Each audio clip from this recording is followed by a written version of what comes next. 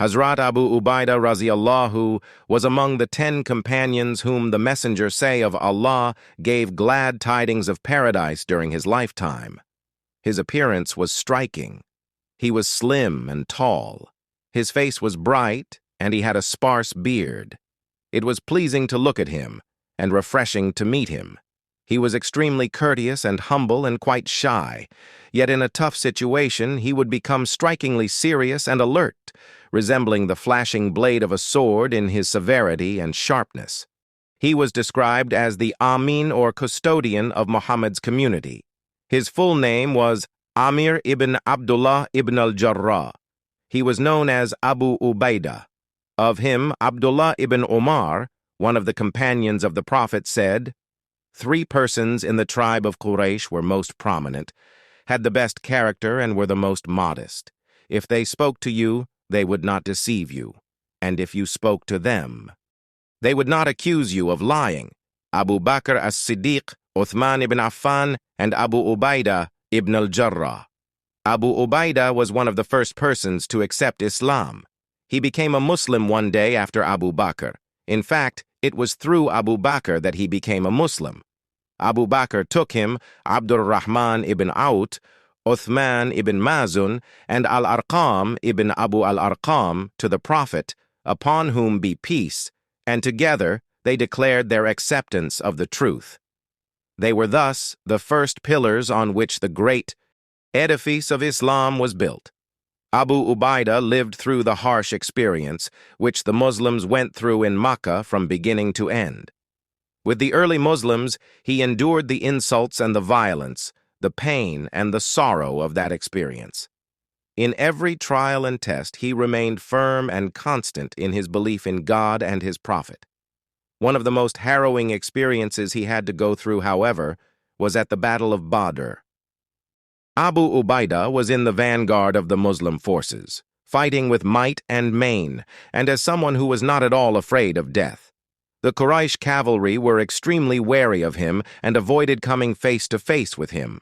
One man in particular, however, kept on pursuing Abu Ubaidah wherever he turned, and Abu Ubaidah tried his best to keep out of his way and avoid an encounter with him. The man plunged into the attack. Abu Ubaidah tried desperately to avoid him. Eventually, the man succeeded in blocking Abu Ubaidah's path and stood as a barrier between him and the Quraysh. Hey, were now face to face with each other. Abu Ubaidah could not contain himself any longer. He struck one blow to the man's head. The man fell to the ground and died instantly. Do not try to guess who this man was.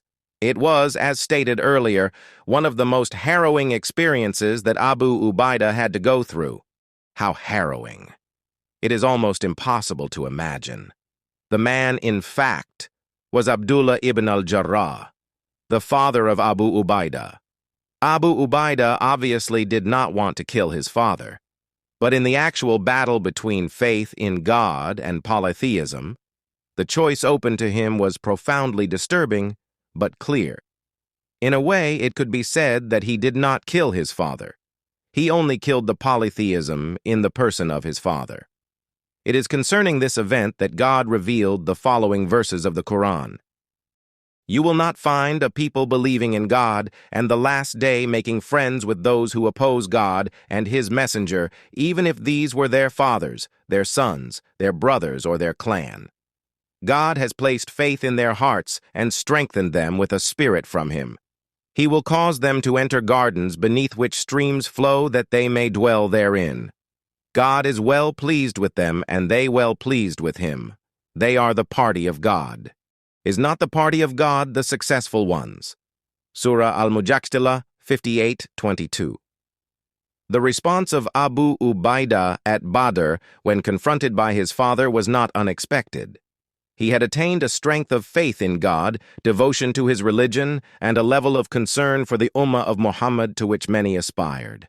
It is related by Muhammad ibn Jafar, a companion of the Prophet, that a Christian delegation came to the Prophet and said, O Abul Qasim, send one of your companions with us, one in whom you are well pleased, to judge between us on some questions of property about which we disagree among ourselves. We have a high regard for you Muslim people.